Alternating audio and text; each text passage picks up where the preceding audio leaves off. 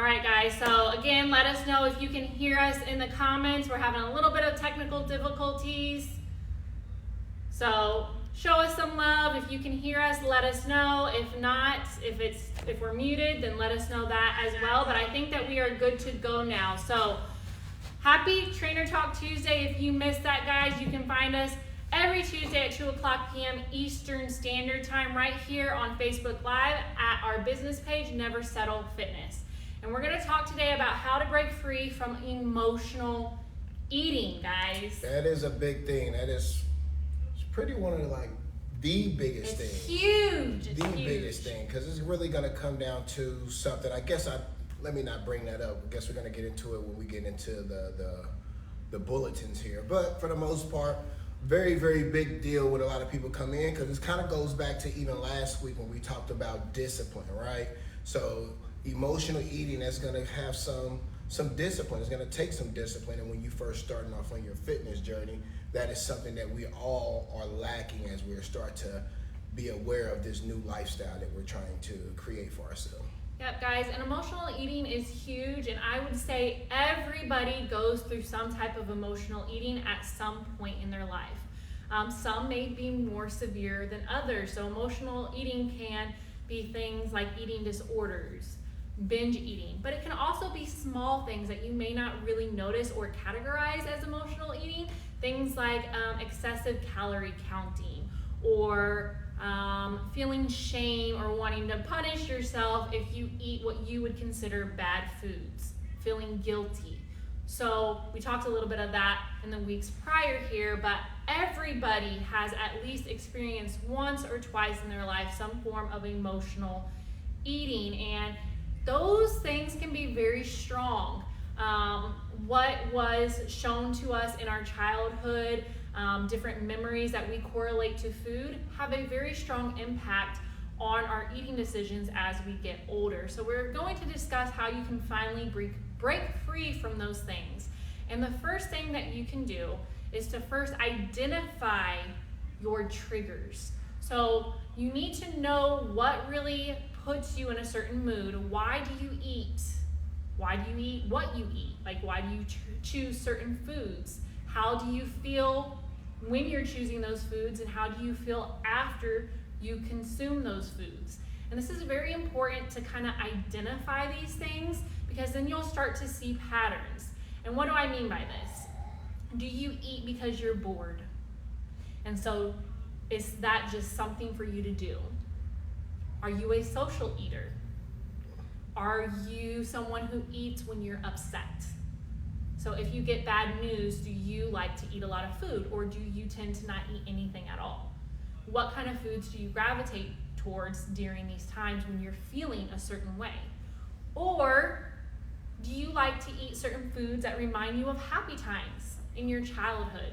I think we've mentioned this in the past, like if you smell, fresh cooked bread, that reminds you of what your grandma used to make, and so that is a pleasant memory. So you want to consume those foods to remind you of those good times.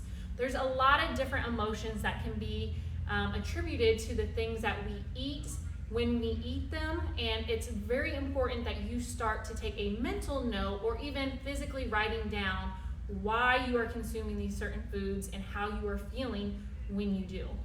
Yeah, God, so much there. I know a lot of my clients, I know you guys are seeing these videos. I'm thinking about a lot of you, because I know one of the main things a lot of you tell me is that a lot of the decisions you make, even going back to just last week with our client who kind of gave us the idea to do the topic on how to recover from a cheat meal and discipline, is that some of you guys associate eating with certain events that may go on. So like if you're going to a family function, or there's just something that you guys do or you're used to doing this time, this place, and this is what you guys eat at this time, and it's hard for you to get away from that because this is what you associate it with, and it's not going to be the same if you can't have that same thing. And that can be kind of tough sometimes, and that's where an even higher level of commitment comes in, because if you are going to kind of fall victim to that and you're still going to indulge at that time, then you need to make sure, like we talked about last week, that you know what you need to do to not only recover from that, but how to make sure that you don't have that level of guilt that goes along with, like we just said now, how do you feel after you eat these foods when you identify? Because if we identify that time, that memory, or when you guys get together, your family, like this thing that means so much, and you guys do it every year, every 2 years or whatever, but it's not technically healthy and you're trying to do something healthy, well, that's the trigger there. You identified it, but now you need to understand how you feel and how to approach that. That's where we're getting to. So Yep. I'm not telling you, we don't want to tell you not to have fun or do things that we consider fun to kind of still feel normal, because I know once you start to say no to some of these things, people, they outcast you. They think that you think you're too good sometimes, but you can still have fun and you can still do things. You just need to know how to approach it and what to do about it, because again, that's going to be your body and you're the one that is going to be going through that hangover feeling the next day and so on, as your body tries to recover from it. I think the perfect example of what Nate is describing is coming up relatively quickly here, guys. Thanksgiving. I mean, how common is it for people in America to get together with their families for Thanksgiving? And a lot of the time, you guys eat the exact same meal every year for Thanksgiving. And these are special items that you look forward to, that you consume in abundance. It's one time out of the year, and they have special memories a lot of times attached to these certain foods. And even if the holiday season isn't a exciting time for you for whatever reason, divorce, loss, then these foods may have trigger points for you that remind you of special memories that you no longer have or that you can't continue to make. So it's important to note stuff like that. And as Nate said, a lot of the times when we partake in emotional eating, we gravitate towards foods that aren't really great for our body to consume in large portions or in abundance over long periods of time. And so, for instance, if you like to eat because you are upset, typically you are going to gravitate towards foods that will initially make you feel better. So these are going to be foods usually pretty high in refined sugars. They're typically processed foods, maybe even dairy-based. These things have highly addictive properties in them that are going to make you feel really good when you're eating it. And so this is the battle between your body and your brain, because you want to feel good. So you eat these foods that make you feel good initially because it's like a drug. But with every drug comes a crash. And using that example for Thanksgiving, you catch what we call the itis, right? So you feel good, you're laughing with your family, and then it starts to catch up with you and you're knocked out. You're extremely fatigued, you feel heavy, you feel lethargic, you're doing what Nate's doing now. And when you wake up from that nap, if it does completely knock you out, you feel like crap, okay? Maybe you have the jitters. Maybe you just feel overall sick, like your body just doesn't feel normal. And I know you guys know exactly what I'm talking about. So that's why we really need to identify your triggers, because once we can identify your triggers, then you can better plan for them, as we mentioned last week, or you can avoid them and really break free from that emotional eating. Yeah, I don't think I got much to say to that one there. It pretty much comes down to accountability and just really paying attention and understanding yourself and trying to exert some self-discipline in those areas. And again, have fun, partake in them, but just have a little bit of discipline and self-control so that you don't overdo it, and then make sure you plan accordingly leading up to those areas as well. But you got to understand that is a problem spot for you, and if your results are something that matter to you, your health is something that matters to you long term, then that's going to need to be an area of correction. Yeah, guys, and if you are an emotional eater, then you know from experience that willpower is not going to be enough after a certain point. And that's kind of where these other bullet points come in, where you can take control of things that are easier for your mind to understand. So number 2 is getting to a point of understanding which is understanding how your emotions affect your eating. Again, we're still in like the identifying phases here. And these points I referenced from a therapist that had done studies on his patients, and these were his findings, okay? But I have found that being in the business for about 10 and a half years now, that I absolutely have had clients in all of these different categories. So what he found is definitely true from what I have seen being in the business. So typically it's one of 4 scenarios here, one of 4 different people that fall victim to this emotional eating. And the first person is someone who likes to push their needs aside to get the approval of others. And they typically, when they do this, feel resentment because of that. Yeah. So I want you to really pay attention to these different stereotypes here and see if you identify with any of these. So that's the first one.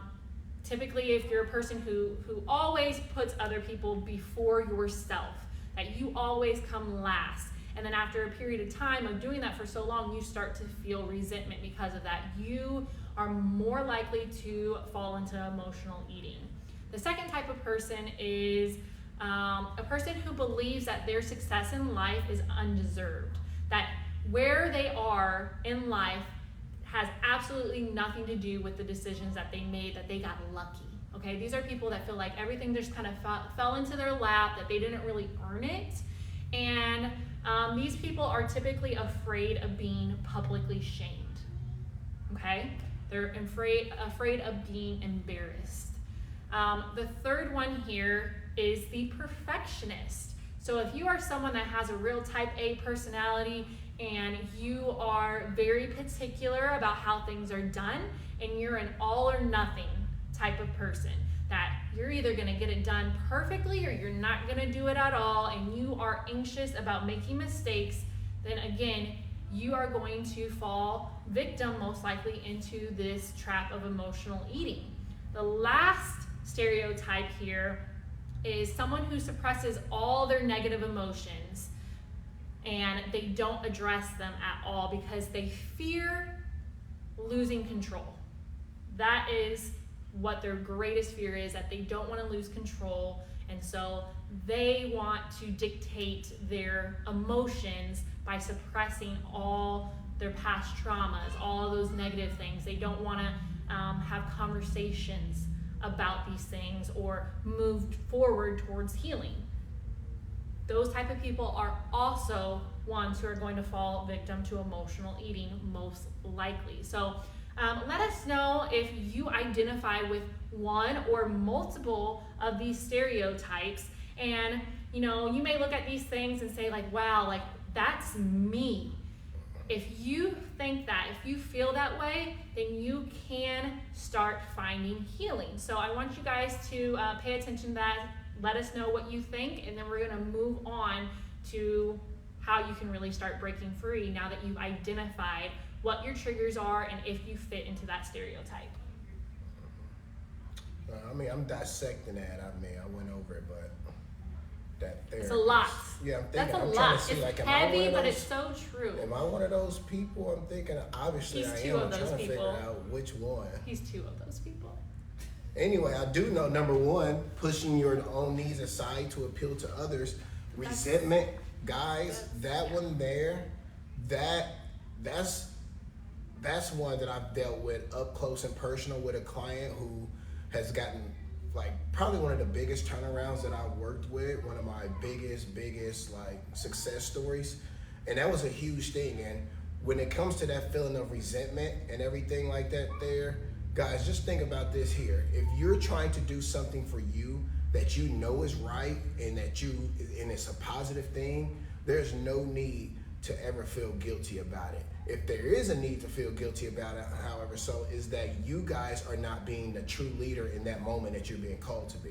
Because if everyone around you is making a bad decision that is making you feel resented by not making a good decision in conjunction to that, then you, by not making that good decision to show people the proper way or a better way, then you're not doing them a favor, and you're kind of, because maybe they don't know, they're not aware of this new information. Like, you guys will be amazed of how many people don't know what being healthy is by any stretch of the imagination. So you doing something like that, being the courageous one in the room, like, you guys don't know how many more lives around you can affect in a positive way, more so than you affecting your own in a negative way. Go ahead and be who you are, because there are a lot more people around you that want to do what you're wanting to do, but it's going to take one of you to do it first. And if it's on your mind, then I'm telling you, do it.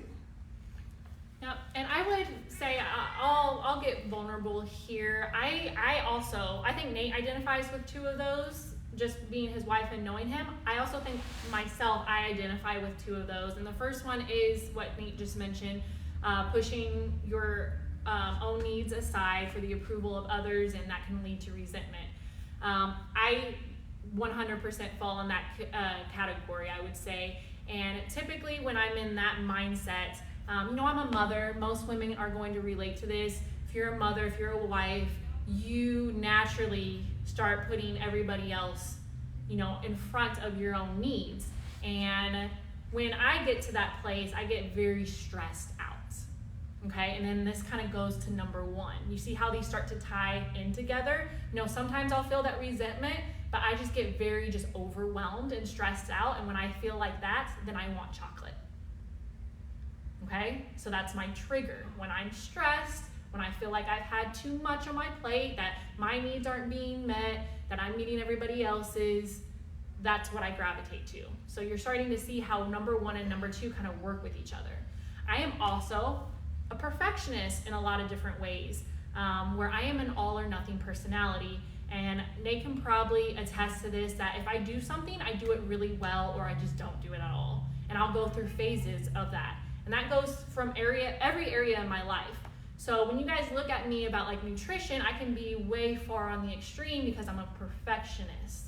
Because I cannot go in the middle. That's not my personality. I have to either be way over here, or I'm going to be, binge eating whatever I want. And a lot of things that aren't healthy. So I have to stray on the side of being extreme on the healthy side, or I'm going to, be in a really bad place eating a lot of foods that I shouldn't be eating. And this is the same with everything in my life. As far as, business, I'll go through periods of like, I'm super motivated and I get the work of 10 people done in a week, and then I don't do anything at all.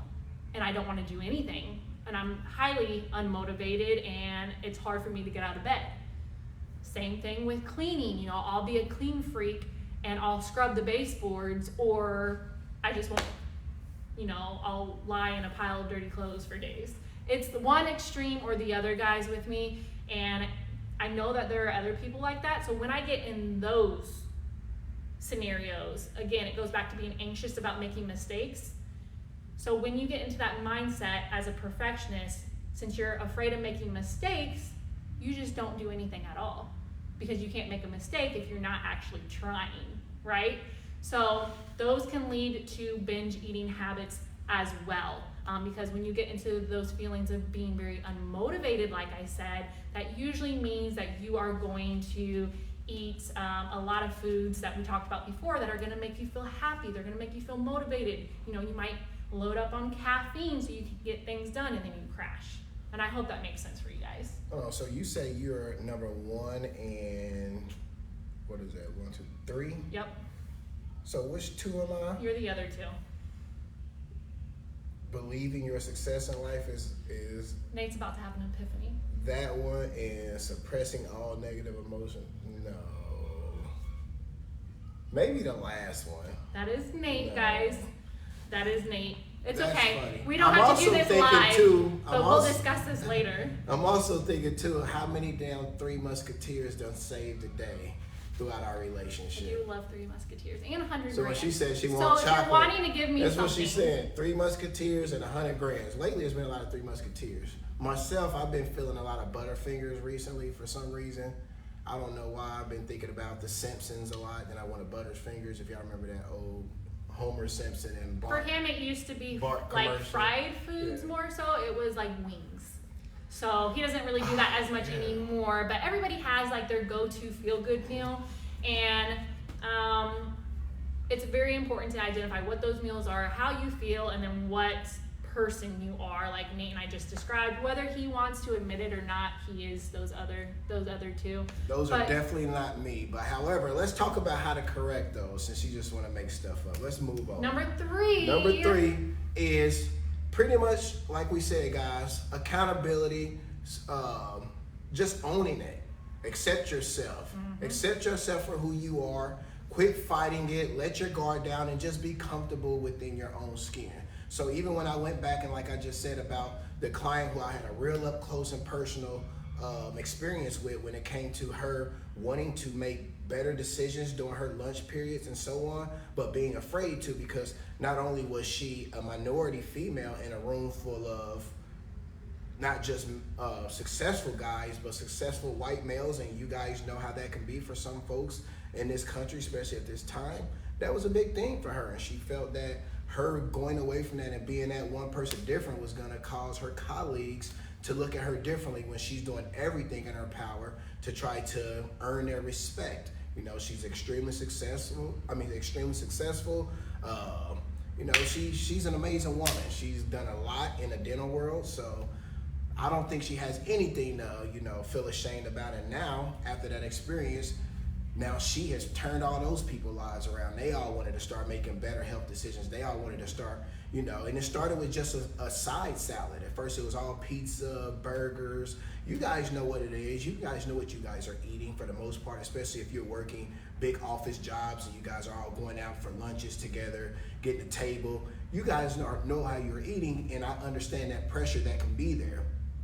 But if you step up and be the courageous one there, you just watch and see how many lives you can impact in a positive way versus letting all of those lives impact yours in a negative one. Absolutely. And, you know, accepting yourself means just that. You're accepting yourself where you are right now in life.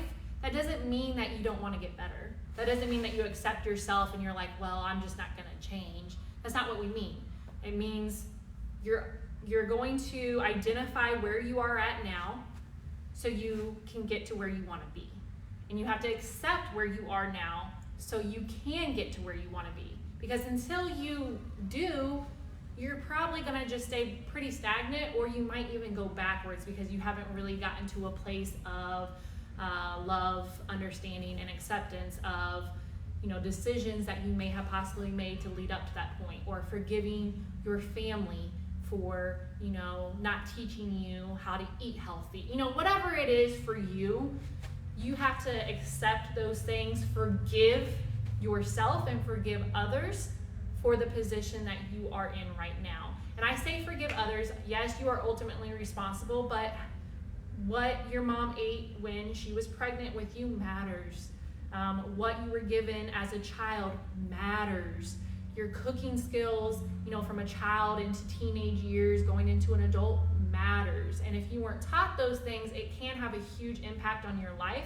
And so that's why I'm saying you should forgive other people, but also take accountability for yourself and move forward. Yeah, absolutely. When it comes to that last portion she just said, your parents, if they didn't teach you those healthy habits and you have, you know, some kind of feelings about that, just understand that they did the best with what they had back then. We're still learning and developing new ways to do things. There's new methods. There's us even being in this industry, our diet habits are changing almost every year because we're being made aware of what kind of foods have certain health properties or they're not as healthy as we thought. So they did the best they could with what they had, but now you can be the one to break the cycle instead of just falling victim to it and just allowing yourself to become diabetic at a young age and be more susceptible to heart disease and everything because of what you're putting in your body.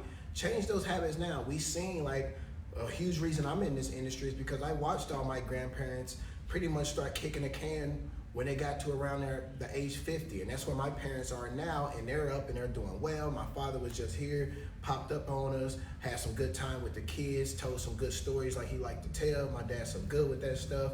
And, you know, they're doing a lot better than my grandparents were at that time. But I remember being a young man, a lot of those foods that we were eating, we kind of talked about it with my dad here. We kind of talked about some of that Southern lifestyle, just cooking with the Crisco and the way that my grandmother would cook and so on. And man, those memories we just having. But you guys, and my dad was the one who talked to me about this and everything in life.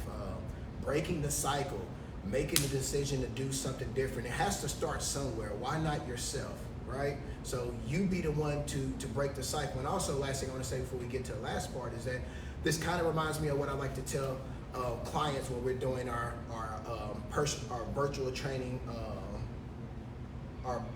virtual training club, when we're doing our videos. Yeah. Our team never settle. Yep, team never settle. I also tell it with clients when I'm just working with them in general too, is that you can't skip any steps. Like when we get to that stretching portion or when we're doing our workouts, like make sure that you're not bending at the knee when we're stretching to try to touch the toe. Allow your leg to stay properly extended and reach out as far as your body's ready to go now, because that way you're going to be able to progress and actually reach that point at some day. That's accepting yourself for where you currently are so you can improve. Absolutely. So, but if you keep bending at that knee to compensate for where you can't get today, then you're never going to allow those muscles, or you're never going to allow yourself to build up to be able to get over or to be able to exceed that point. So you got to accept yourself, you got to own who you are and address that problem at the root of it, and then you're able to start making those changes. And the last one, number 4, is, you want to go ahead and jump into it? Number 4, guys, the last way to break free from emotional eating is to lose the diet mentality.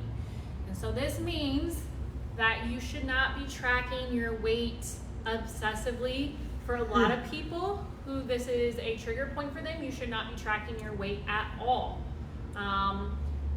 We want you to focus more on behavioral changes than what the scale reads. So what do I mean by that? I mean, you start giving yourself credit and applauding yourself for when you start making good, healthier choices. So for example, that may be, instead of watching an entire series on Netflix like you normally would with a tub of ice cream, you decide to go out on a walk, okay? Or instead of going through Taco Bell's drive-thru, you decide to eat the meals that you cooked at home that were already pre-planned, and you eat leftovers instead that are a healthier choice for you, okay? These behavioral changes can be so many different things, but we're focusing on the positive changes that you are making in your life that are going to form new habits. And we celebrate those things, guys. We want to applaud you for that. You should be applauding yourself, and you should be focusing on those things instead of if you feel like you made a mistake, or if the scale doesn't change, or whatever the case may be. If you don't like the way that you look in the mirror, if you've been doing this for a week and you don't notice drastic changes, right, guys? Because you're not going to. Don't let that discourage you. Focus on the decisions that you can control. Because a lot of times with emotional eating, it has to do with control. You want to control how you feel in that moment, what memory you can, bring to the forefront of your brain.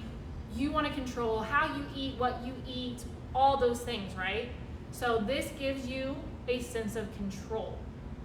Control the things that you can. And if you're someone that struggles with emotional eating, don't deprive yourself, because that's the worst thing that you can do if you fit into one of these categories, is to deprive yourself where you feel like if you step out from whatever diet program or mentality that you've put yourself in, that you've destroyed everything. Okay, so get out of that mindset. Diets are short-lived. They are not meant to be a lifestyle change, and that's what we want to stray away from. We want you to start making healthier habits that are going to be something that you can sustain for life, and that's going to look different for everybody, depending on where they currently are in their life at that moment. So, you know, what is sustainable for you may not be sustainable for the next person, just based off of experiences, where they are mentally, have they gone through these different steps and identified their triggers and have accepted themselves.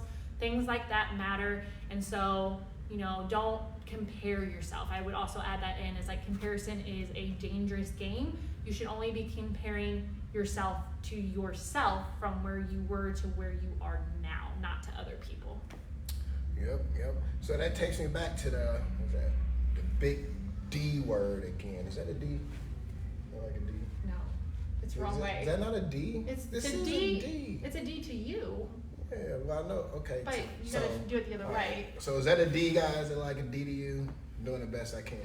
But anyway, takes me back to that big D word, discipline here. So when we talk about making behavior changes, we're talking about creating new habits, right? So it takes about 21, sometimes about 27 days max, 21 days minimum to form a new habit for the most part. So being very, very consistent.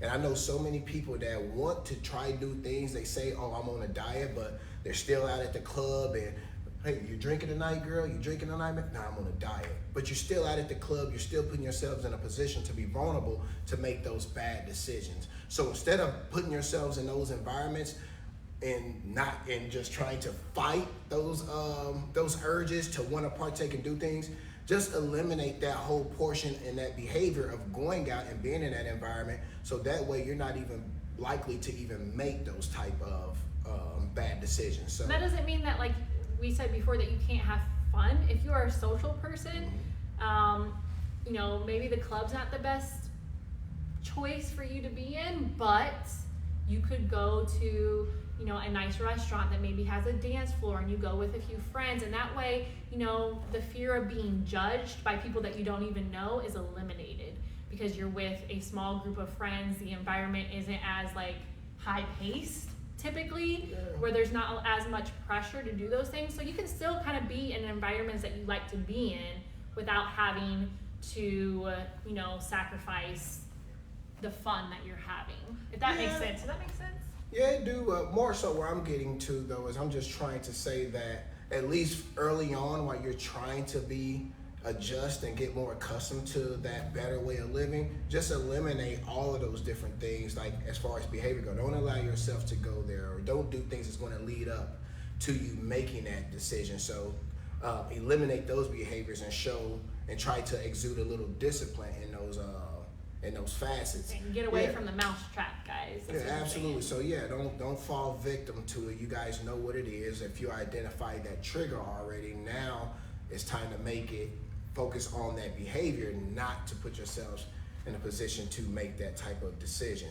So just losing that diet mentality overall. And we like to talk about lifestyle changes, and that's what we're getting to as well, is that we don't want you to do something that's going to be short-lived. We want you to create some new habits and some new lifestyle habits that's going to help you carry on and live a fruitful lifestyle, healthy lifestyle, good quality of life going forward. And not only for you, but for your loved ones. So now that you can teach those new habits that our parents maybe didn't get to teach us, if you're in that boat, now we can teach them to our kids, and they could teach them to their kids, and so on and so on. And now we're creating healthier generations for years to come. And it got to start somewhere. So why not it be yourself? Especially if you're on this video, you're looking for this type of content because your brain is wanting to try to willing to receive. Yeah, is willing to receive and is actually interested in going here. Then that person is you. You're the one that's intrigued, and your brain is the one that's open to it. So you make those decisions, and don't allow yourself to feel resentment because you're suppressing who you are to cater to everyone around you, and because you're afraid of being the one that's different. Yep. Sometimes being the one that's different can help everyone else around them. Yep. Sometimes we need that person to be different, guys. So don't suppress who you are. Allow yourself to be you, and watch all the lives that you can change around you. Yep, guys. And you know, I'm sure you have heard some people say this, that the root word of diet is die. And a lot of times this is a common phrase because it's true. It's short-lived. Usually diets are like deprivation, and we don't want you to be deprived. We want you to thrive in this new lifestyle. And that's why we always preach healthy eating to you guys, because a lot of people look at healthy eating as deprivation, but it's not. It's a life of abundance. Because when you really start to embrace that lifestyle, you'll notice that every other area in your life will start to improve.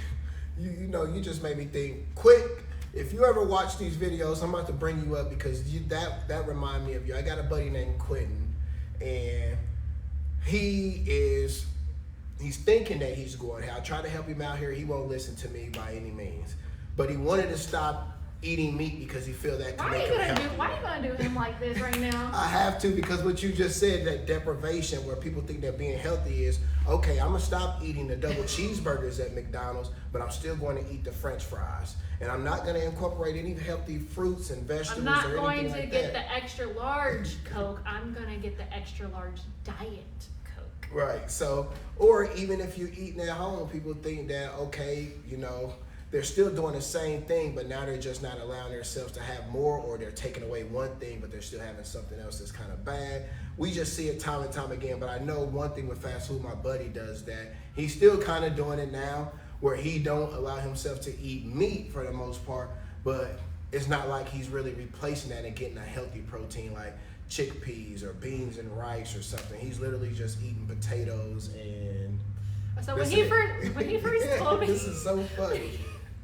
I'm sorry. All right, when he first told me this story, I had to laugh because he told me that instead of eating meat or anything else, he just ate like loaves of bread all day long. Bread and potato.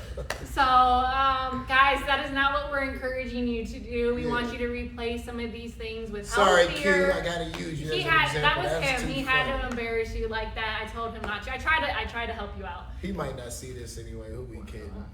We'll have to show it to him. We'll tag him in there. So that's funny. Yeah, that dude.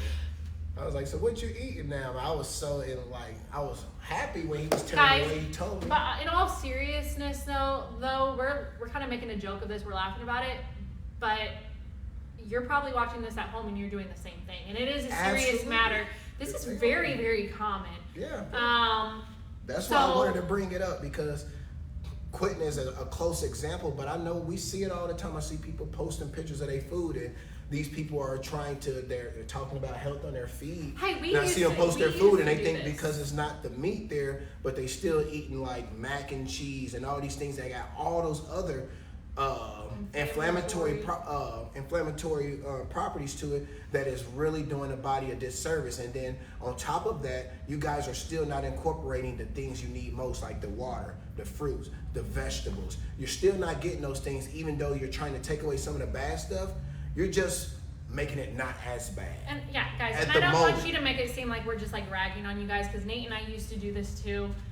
When we really first got together and we got our own place, we really thought that we were doing something. So we would we would get salads, and we're like, man, we're eating salad, we're healthy, I remember this shit. And man, we would load that salad up with cheese and croutons and like bacon bits or whatever we had, and then ranch. Not just ranch. We would go and get like that Taco Bell flavored ranch. Like, we like, oh man, this Chipotle, Taco Bell Chipotle flavor. So ranch. Like when people ask, like, do you drink coffee, or like do you just have do you drink creamer and a little bit of coffee, kind of a thing? Like that was kind of us with salad. Is like, did we really eat salad, or were we just like drinking ranch?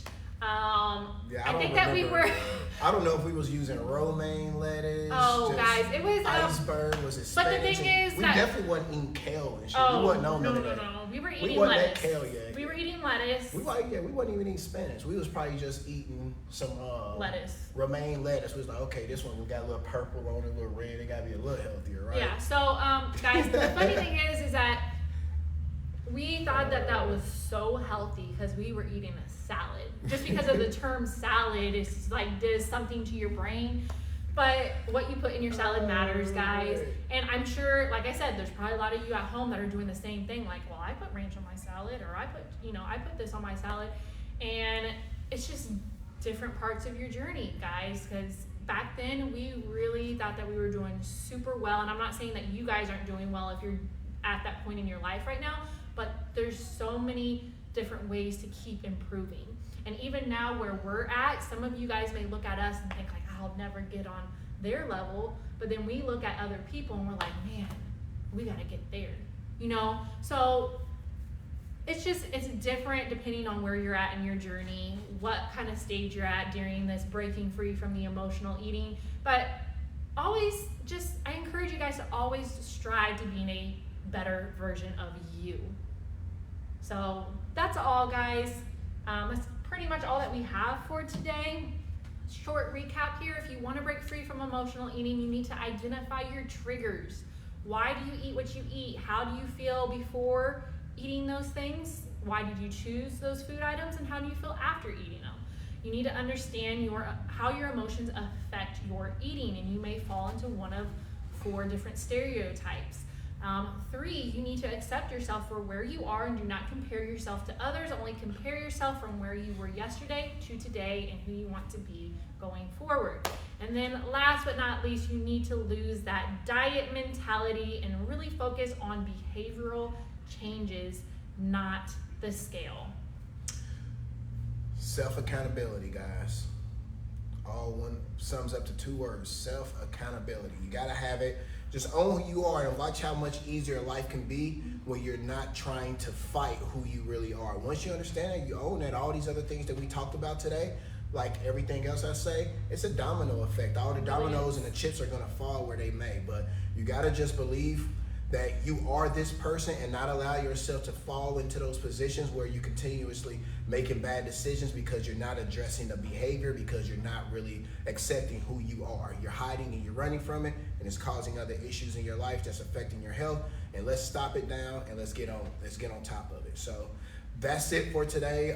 Again, sorry Q, I had to use you, but man, those French fries, gotta get some green on that plate at some point, man. Some variety there. But guys, that's it for this Tuesday. Thank you for showing up. Hopefully you guys received this information with all it is, and hopefully this helped change a life or 2 today. And hopefully you come back and hear some more. So yep, guys, if you're watching this on replay, go ahead and hashtag replay. Let us know that you did tune in. Let us know what you think. Do you fall victim to emotional eating? Do you fit into any of these stereotypes? And are you willing to start making changes today? So we love you guys. Thank you so much for tuning in. And as always, never give up. Never lose hope. Never settle. We will see you here live next week for Trainer Talk Tuesday at 2:00 p.m. Eastern Standard Time. Facebook Live, Never Settle Fitness. We love you guys. Have a great week.